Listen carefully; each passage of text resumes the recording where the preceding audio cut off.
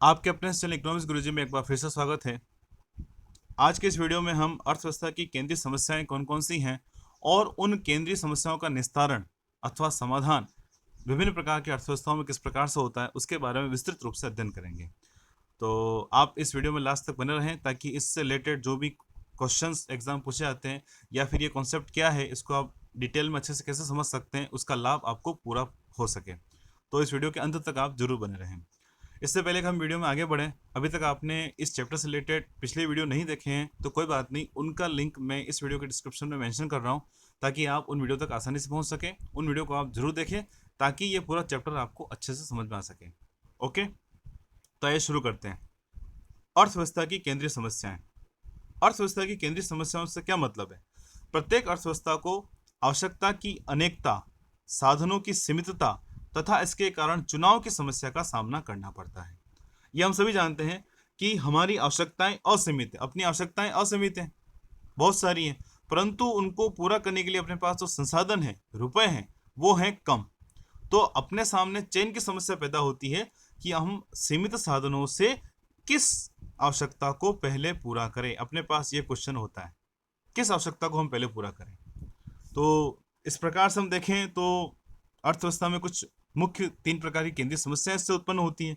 मुख्य कारण क्या है कि अपनी आवश्यकताएं असीमित हैं, दूसरा संसाधन सीमित है, उनके वैकल्पिक प्रयोग हैं। तो अब हमें यहाँ पर चुनाव करना पड़ेगा। चुनाव करना पड़ेगा इसका मतलब एक अर्थव्यवस्था में साधन सीमित है तो विभिन्न प्रकार की वस्तुओं का उत्पादन पॉसिबल नहीं है, समस्त प्रकार की वस्तुओं का उत्पादन संभव नहीं है। तो हमें यहाँ पर चुनना पड़ेगा कि किन किन वस्तुओं का उत्पादन किया जाए। अर्थात एक अर्थव्यवस्था की जो सबसे प्रमुख केंद्रीय समस्या है वो है क्या उत्पादित किया जाए। फिर हमें डिसाइड कर लें कि कौन सी वस्तु उत्पादित करनी है, कौन सी ज़्यादा करनी है, कौन सी कम करनी है। तो उसके बाद आता है कि कैसे उत्पादित करें, अर्थात उत्पादन की तकनीक क्या होगी। फिर उसके बाद किसके लिए उत्पादित करें, मतलब जो उत्पादन किया जा रहा है उसका वितरण अर्थव्यवस्था में किस प्रकार से होगा, अथवा जो जीडीपी हमें प्राप्त हो रही है उसका वितरण उत्पादन के विभिन्न साधनों अथवा व्यक्तिगत रूप से किस प्रकार से अर्थव्यवस्था में उनका बंटवारा किया जाए ताकि आर्थिक असमानता कम से कम रह सके। तो इनको डिटेल में समझते हैं। आइए शुरू करते हैं, आगे बढ़ते हैं। सबसे प्रथम है क्या उत्पादित किया जाए। एक अर्थव्यवस्था की सबसे पहली जो समस्या है, केंद्रीय समस्या, वो कहलाती है क्या उत्पादित किया जाए। प्रत्येक अर्थव्यवस्था में सीमित साधनों से यह निर्णय लेने की आवश्यकता होती है कि कौन सी वस्तु उत्पादित की जाए तथा कितनी मात्रा में। दो निर्णय, कौन सी वस्तु और दूसरा कितनी मात्रा में किया जाए, उत्पादित की जाए। यदि एक वस्तु की मात्रा अधिक पैदा की जाती है तो दूसरी वस्तु की कितनी मात्रा कम करनी पड़ेगी। साथ साथ यह भी समस्या होती है कि आरामदायक तथा विलासिता वस्तुओं को उत्पादित किया जाए अथवा आवश्यक वस्तुओं को उत्पादित किया जाए। तो कुल मिला के यहाँ पर यह निर्णय आता है कि किस प्रकार की वस्तु को उत्पादन करना है। विलासितापूर्ण वस्तु को उत्पादन करना है, आरामदायक वस्तु को उत्पादन करना है अथवा आवश्यक वस्तु को उत्पादन करना है। और यह निर्णय लेंगे कौन सी वस्तु को उत्पादन करना है। जैसे कि हमने एक्स और वाई दो प्रकार की वस्तुओं का निर्धारण कर लिया कि इन दो प्रकार की वस्तुओं का उत्पादन करना है। अब यदि एक्स का उत्पादन अधिक करना है या वाई का उत्पादन अधिक करना है, या फिर एक्स और वाई दोनों का उत्पादन समान रूप से करना है, यह निर्णय लेना यहाँ पर सबसे प्रमुख समस्या है, सबसे पहली समस्या है। फिर उसके बाद आता है कैसे उत्पादित किया जाए, यानी अर्थव्यवस्था में जिन वस्तुओं का चुनाव किया गया है उत्पादन के लिए, उन वस्तुओं का उत्पादन किस तकनीक के आधार पर किया जाएगा, वो निर्णय लेना। श्रम प्रधान तकनीक का उपयोग किया जाए अथवा पूंजी प्रधान तकनीक का उपयोग किया जाए। तो देखते हैं यहाँ पर प्रत्येक अर्थव्यवस्था को इस बात का निर्णय लेना आवश्यक है कि वह किस उत्पादन तकनीक से वस्तुओं का उत्पादन करे। उत्पादन के लिए श्रम प्रधान तकनीक का उपयोग करे अथवा पूंजी प्रधान तकनीक का उपयोग करे। अभी मैंने आपको बताया या तो श्रम प्रधान तकनीक का वो उपयोग करे या फिर वो पूंजी प्रधान तकनीक का उपयोग करे। अर्थव्यवस्था में इन दो वैकल्पिक विधियों में से चुनाव करना पड़ता है तथा यह निर्णय लेना होता है कि वस्तुओं का उत्पादन किस विधि से किया जाए जिससे प्रति वस्तु लागत कम से कम हो सके। ठीक है, तो यह है एक अर्थव्यवस्था की दूसरी मुख्य समस्या। फिर उसके बाद आगे बढ़ते हैं किसके लिए उत्पादित किया जाए, यानी अर्थव्यवस्था में जो उत्पादन किया जा रहा है वह किसके लिए है। मतलब यह है कि अर्थव्यवस्था में वितरण किस प्रकार से उत्पादन का। तो समझते हैं क्या है अर्थव्यवस्था, यह समस्या क्या है। अर्थव्यवस्था में वस्तुओं तथा सेवाओं उनके लिए पैदा की जाती है जिनके पास उन वस्तुओं को खरीदने के लिए क्रय शक्ति होती है। इसलिए इस समस्या का संबंध आय अथवा उत्पादन के वितरण से। तो इसको वापस जो हम दो भागों में बांट कर अध्ययन करते हैं। पहला है व्यक्तिगत वितरण से संबंध। इसके अनुसार समाज में व्यक्तियों तथा परिवारों के बीच उत्पादन का वितरण किस प्रकार से किया जाए, यानी जो भी उत्पादन हो रहा है उसका समाज तथा व्यक्तियों के बीच में वितरण किस प्रकार से हो। और दूसरा पहलू इसके अनुसार यह देखा जाता है कि उत्पादन को उत्पादन साधनों के बीच किस प्रकार बांटा जाए, यानी जो भी जीडीपी प्राप्त हुई है, जितना भी कुल उत्पादन प्राप्त हुआ है, उसको उत्पादन के विभिन्न साधनों जैसे कि श्रम, पूंजी, भूमि तथा उद्यम वृत्ति में किस प्रकार से ब्याज, लगान, लाभ तथा मजदूरी के रूप में बांटा जाए। ठीक है, तो ये तो हो गई 3 प्रकार की मुख्य आर्थिक समस्याएं किसी भी एक अर्थव्यवस्था की। इसके अलावा भी कुछ और अन्य समस्याएं हैं, वो कौन सी है? तो चौथी है उत्पादन में साधनों के उपयोग एवं वितरण की समस्या। मतलब जो उत्पादन डिसाइड किया गया है, जिन वस्तुओं का उत्पादन करना है, उन उत्पादन साधनों में उत्पादन साधनों का वितरण किस प्रकार से, यानी उत्पादन साधनों का आवंटन किस प्रकार से हो, किस वस्तु पर उत्पादन साधनों को अधिक लगाया जाए, किस वस्तु पर उत्पादन साधनों को कम लगाया जाए। फिर पांचवा, उत्पादन के साधनों का पूर्ण उपयोग हो रहा है या नहीं, अथवा कुछ साधन बेकार है या अर्ध बेकार है। यह भी डिसाइड करना, यह भी देखना कि जो भी उत्पादन के साधन उत्पादन में लगे हैं, क्या उनका पूर्ण रूप से उपयोग हो रहा है या नहीं हो रहा है। ऐसा तो नहीं कि अर्थव्यवस्था में कुछ साधन बेरोजगार पड़े हुए उनका उपयोग नहीं हो रहा है, या अर्ध बेकार पड़े हुए उनका उपयोग आधे रूप से हो पा रहा है। तो यह देखना थोड़ा सा यहाँ पर थोड़ा इंपॉर्टेंट हो जाता है। उसके बाद 6 जो उसकी प्रॉब्लम है, समस्या है, वह यह है कि उत्पादन क्षमता में वृद्धि की समस्या का हल कैसे करें। वर्तमान में मांग को देखते हुए, उत्पादन साधनों को देखते हुए किन किन वस्तुओं का उत्पादन करना, कैसे करना, ये तो डिसाइड करना ही। साथ ही बढ़ती हुई जनसंख्या को भविष्य में उत्पादन क्षमता में विस्तार करना, वृद्धि करना भी एक प्रमुख आर्थिक समस्या है। यानी अर्थव्यवस्था में वर्तमान की समस्या को सोल्व करने के साथ साथ फ्यूचर में भी वस्तुओं तथा सेवाओं का उत्पादन अधिक से अधिक बढ़ता रहे, उत्पादन क्षमता अधिक से अधिक बढ़ती रहे, आने वाली या अथवा बढ़ने वाली मांग की पूर्ति आराम से हो सके, कोई दिक्कत नहीं आए, इसका निर्णय भी लेना बहुत जरूरी है। तो वर्तमान में उत्पादन क्षमता में विस्तार किस प्रकार से होगा, इसका समाधान करना भी एक प्रमुख आर्थिक समस्या है। ठीक है, तो कुल मिलाकर हमने देखा कि एक अर्थव्यवस्था की प्रमुख रूप से जो आर्थिक समस्याएं हैं, वो क्या उत्पादन करना है, कैसे करना है और किन के लिए करना है। इनके अलावा उत्पादन क्षमता विस्तार कैसे करना है, उत्पादन साधनों का आवंटन किस प्रकार से करना है, उत्पादन साधनों को देखना है कि वो पूर्ण रूप से कार्य कर रहे हैं या नहीं कर रहे हैं। ये कुछ मुख्य प्रकार की आर्थिक समस्याएं हैं। अब हम विभिन्न प्रकार की अर्थव्यवस्था में केंद्रीय समस्याओं का समाधान देखेंगे, किस प्रकार से विभिन्न प्रकार की अर्थव्यवस्थाओं में केंद्रीय समस्याओं का समाधान किया जाता है। तो सबसे पहला है बाजार अर्थव्यवस्था अथवा पूंजीगत अर्थव्यवस्था अथवा पूंजीवादी अर्थव्यवस्था। अब बाजार अर्थव्यवस्था क्या होती है, अभी हमने आपको बताया थोड़ी देर पहले, मतलब पिछला जो वीडियो है उसमें आपने देखा होगा कि बाजार अर्थव्यवस्था ऐसी अर्थव्यवस्था जिसमें समस्त प्रकार के निर्णय लाभ के आधार पर लिए जाते हैं। तो सबसे प्रमुख समस्या जो मेन पहली है वह है क्या उत्पादित किया जाए। तो उत्पादक अधिकतम लाभ के उद्देश्य से उन्हीं वस्तुओं का उत्पादन करते हैं जिनकी कीमतें सापेक्ष रूप से अधिक होती है, क्योंकि जिन वस्तुओं की कीमतें अधिक होगी उनमें ही उत्पादक को अधिक लाभ प्राप्त होगा। इसलिए ऐसी वस्तुओं का उत्पादन किया जाएगा जिनकी कीमतें सापेक्ष रूप से अन्य वस्तुओं की कीमतों से अधिक हों। कैसे उत्पादित किया जाए, दूसरी समस्या जो है कैसे उत्पादित किया जाए, मतलब उत्पादन की तकनीक कौन सी होगी। तो उत्पादक उन आगतों अथवा उत्पादन के साधनों तथा तकनीक का प्रयोग करते हैं जिनमें वस्तु की प्रति इकाई लागत कम से कम हो। लाभ अधिक कब होंगे, जब लागत कम होगी। तो कुल मिलाकर उन वस्तुओं का उत्पादन करना जिनकी कीमत अधिक हो। साथ साथ यह भी देखना है कि उन वस्तुओं का उत्पादन किस तकनीक के आधार पर, अर्थात तकनीक का निर्धारण इस प्रकार से करना कि लागत जो है कम से कम आए, जो तकनीक उपयोग में लाई जा रही है उस पर खर्च, वस्तु के उत्पादन का खर्च कम से कम हो। फिर आगे बढ़ते हैं, किसके लिए उत्पादित किया जाए। तो उत्पादक पिछड़े वर्ग को ध्यान में न रखकर संपन्न वर्ग से संबंधित वस्तुओं का ही उत्पादन करते हैं, क्योंकि संपन्न वर्ग ही वस्तुओं की ऊंची कीमत अदा करने में सक्षम होते हैं। कुल मिलाकर कैसी वस्तु का उत्पादन होगा, गरीबों के लिए बिल्कुल नहीं, क्योंकि गरीबों के पास क्रय शक्ति नहीं होती। जो मध्यम वर्ग के हैं, जो संपन्न वर्ग के हैं, वो जिन प्रकार की वस्तु का उत्पादन कर रहे हैं, वे वर्ग जिन प्रकार की वस्तुओं की मांग कर रहे हैं, ऐसी ही वस्तुओं का अर्थव्यवस्था में उत्पादन होगा, क्योंकि वह संपन्न वर्ग उच्च कीमत अदा करने में सक्षम होते हैं। ठीक है, तो इस प्रकार से क्या उत्पादित किया जाए, कैसे उत्पादित किया जाए और किसके लिए उत्पादित किया जाए, इन तीनों प्रकार की समस्याओं का हल एक पूंजीवादी अर्थव्यवस्था में किया जाता है। फिर आगे बढ़ते हैं, समाजवादी अर्थव्यवस्था में क्या उत्पादित किया जाए, कैसे उत्पादित किया जाए और किन के लिए उत्पादित किया जाए, तीनों समस्याओं का हल किस प्रकार से किया जाता है। तो समाजवादी अर्थव्यवस्था में सबसे पहली जो समस्या है क्या उत्पादित किया जाए, तो इस प्रकार की अर्थव्यवस्था में उन वस्तुओं का उत्पादन किया जाता है जो सामाजिक कल्याण को अधिकतम करे, यानी समाजवादी अर्थव्यवस्था जिनका मुख्य उद्देश्य होता है अधिकतम सामाजिक कल्याण, सामूहिक हित।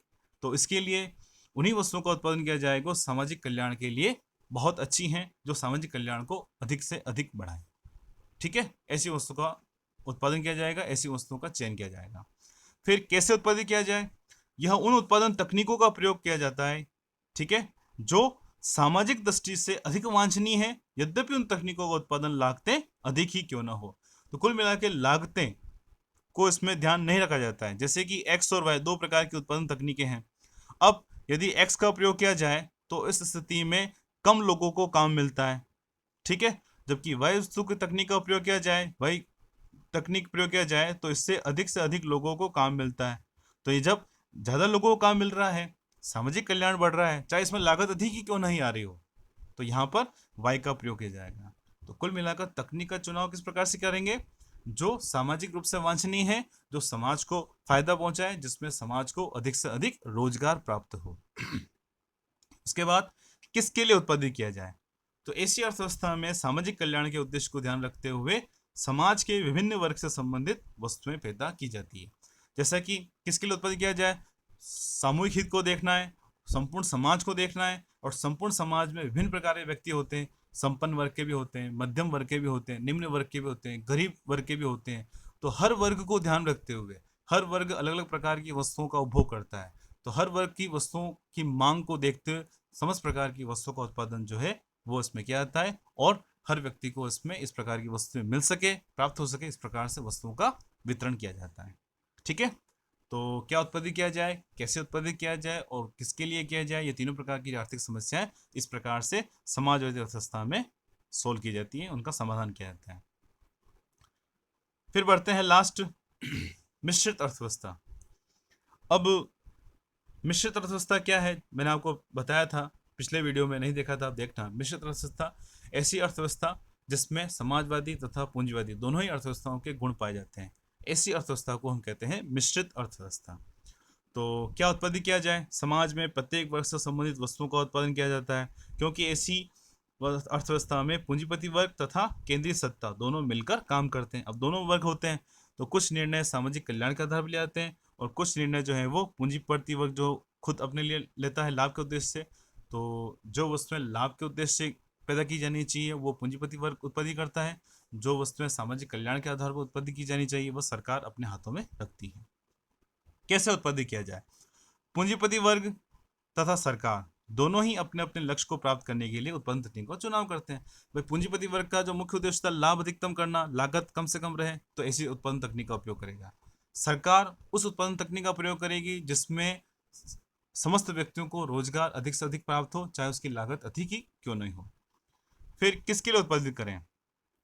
तो कुछ उत्पादन क्षेत्रों में पूंजीपति वर्ग लाभ के उद्देश्य से समस्त लोगों के लिए वस्तुओं का उत्पादन करते हैं, जबकि सरकार अथवा केंद्रीय सत्ता समाज के प्रत्येक वर्ग विशेषतः निम्न वर्ग को ध्यान रखते हुए वस्तुओं का उत्पादन किया जाता है, ताकि समाज में आय के वितरण से समानता बनी रहे। यानी कुल मिलाकर मेन उद्देश्य यह है कि आय के वितरण में समानता बनी रहे। इस उद्देश्य को लेकर चलती है सरकार।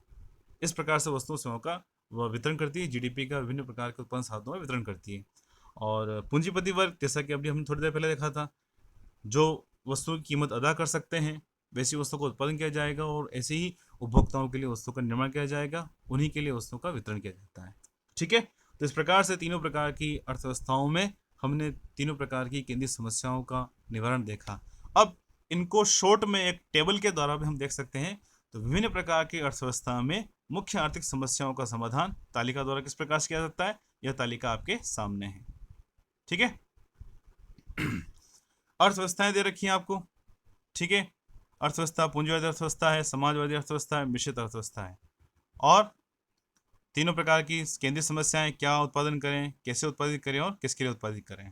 तो हम देख रहे हैं यहाँ पर प्रमुख जो समस्या है, क्या उत्पादन करें। तो पूंजीवादी अर्थव्यवस्था में किस प्रकार से करते हैं? कीमत एवं लाभ के अनुसार।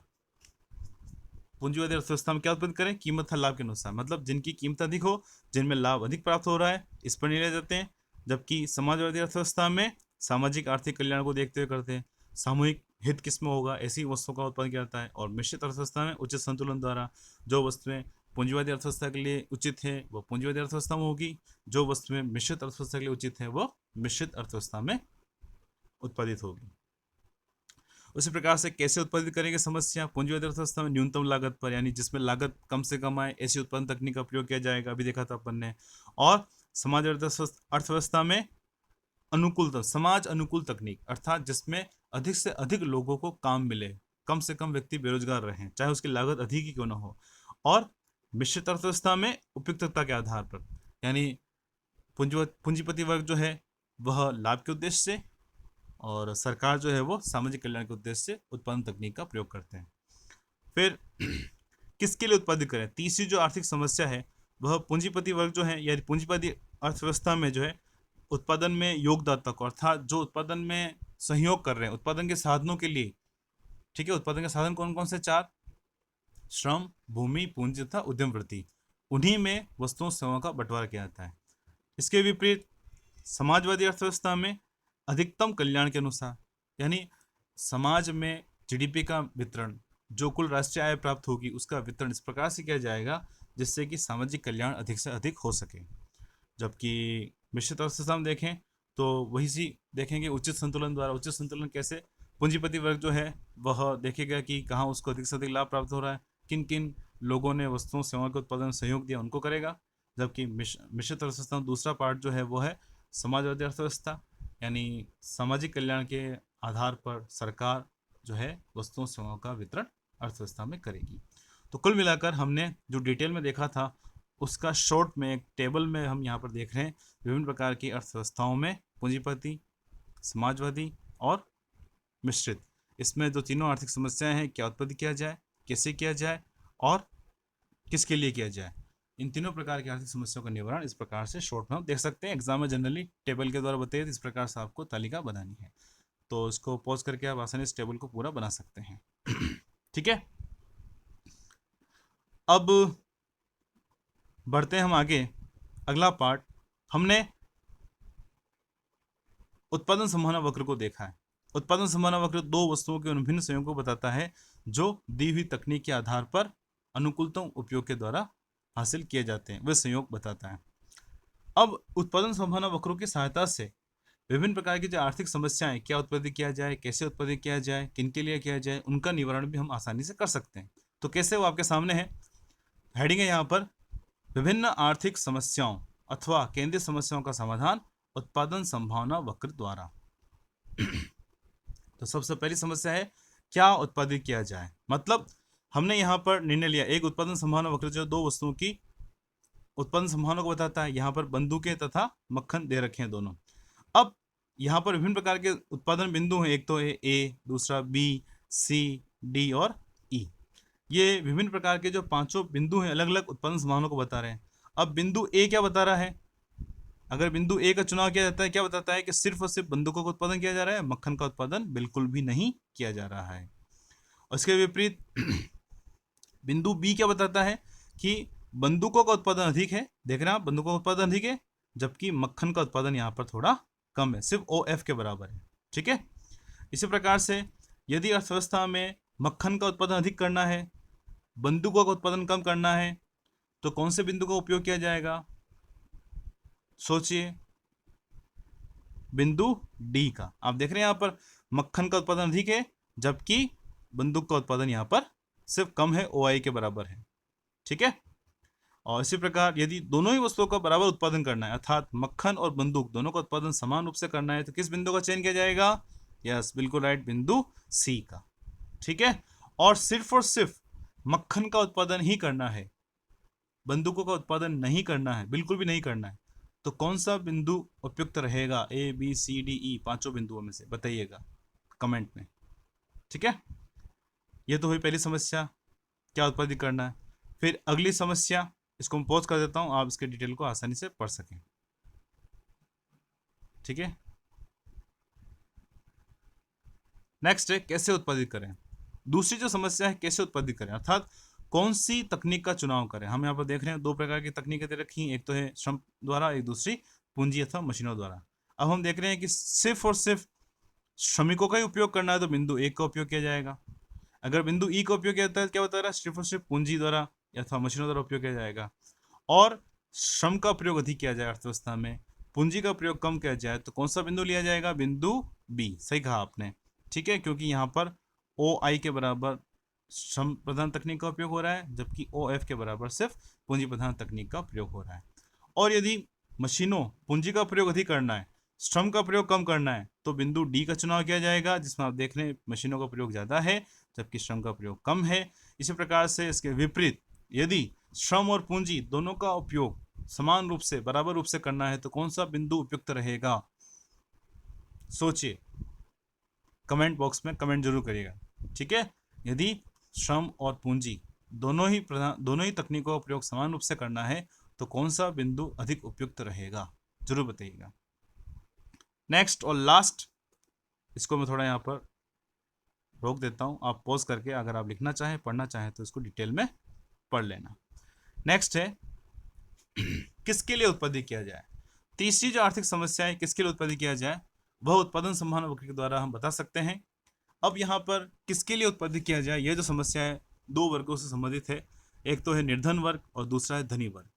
तो आप देख रहे हैं यदि निर्धनों के लिए ही वस्तुओं का उत्पादन करना है तो बिंदु ए का उपयोग किया जाएगा, सिर्फ और सिर्फ धनी लोगों के लिए उत्पादन करना है तो बिंदु ई का उपयोग किया जाएगा, ठीक है। यदि निर्धनों के लिए अधिक धनी के लिए कम तो कौन सा बिंदु होगा, यस बिंदु बी, जहां पर वस्तुओं का उत्पादन निर्धनों के लिए अधिक किया जा रहा है जबकि धनियों के लिए कम किया जा रहा है। इसी के विपरीत यदि धनी लोगों के अधिक उत्पादन करना है, निर्धनों के लिए कम करना है वस्तुओं का उत्पादन, कौन सा बिंदु उपयुक्त रहेगा, बिंदु डी। और बिंदु सी क्या बता रहा है, बिंदु सी क्या बता रहा है, कमेंट बॉक्स में लिखना, ठीक है। लास्ट जो हमने दो देखे थे उसी के आधार पर वेट करूंगा मैं, तो यहाँ पर आप इसको पॉज करके लिखना चाहे तो लिख सकते हैं, पढ़ना चाहे डिटेल में वापस तो इसको पढ़ सकते हैं, ओके। तो इस प्रकार से हमने यहाँ पर फर्स्ट चैप्टर जो है अर्थशास्त्र का परिचय उसको कंप्लीट किया। आगे आने वाली वीडियो में हम देखेंगे कि व्यष्टि अर्थशास्त्र संबंधित जो मुख्य समस्याएं हैं, एक उपभोक्ता संबंधित जो संतुलन है, उपभोक्ता संतुलन, विभिन्न प्रकार की विधियां, मांग पूर्ति, मांग की लोच, उन विभिन्न प्रकार की टॉपिक्स को हम अध्ययन करेंगे आने वाले वीडियोस में।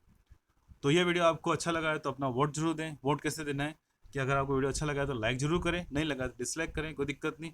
अगर आपको लगता है कि इससे रिलेटेड कोई कमेंट आपके माइंड में आ रहा है कि वीडियो कैसा बना है, आपको कैसा लगा है, समझ में आया है, नहीं आया है, तो आप कमेंट बॉक्स में कमेंट जरूर करें। चैनल के नए व्यूअर हैं तो सब्सक्राइब जरूर करें, ज़्यादा से ज़्यादा इस वीडियो को शेयर करें। मिलते हैं नेक्स्ट वीडियो में। Thank you, thanks for watching. नमस्कार जी, बाय बाय।